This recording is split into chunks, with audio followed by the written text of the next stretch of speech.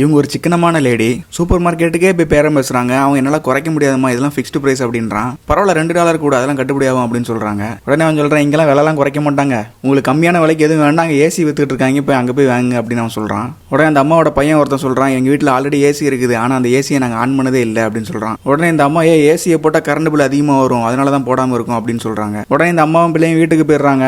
உடனே சின்ன பையன் கேட்குறான், அம்மா கொஞ்ச நேரம் ஏசி போட்டுக்கலாமா அப்படின்னு. இல்லை, ஏசி போட்டால் கரண்ட் பில் ரொம்ப அதிகமாக வரும், அம்மாவுக்கு எப்போ வேலை கிடைக்குதோ அப்போ தான் நம்ம ஏசியை போடணும் அப்படின்னு சொல்றாங்க. மறுநாள் அம்மாவும் பிள்ளையும் சேர்ந்து ஒரு கடைக்கு போறாங்க. அங்குள்ள மேனேஜர் ஒருத்தர், வாங்க வாங்க மேட்ரஸ் வாங்க வந்தீங்களா அப்படின்னு கேட்குறாங்க.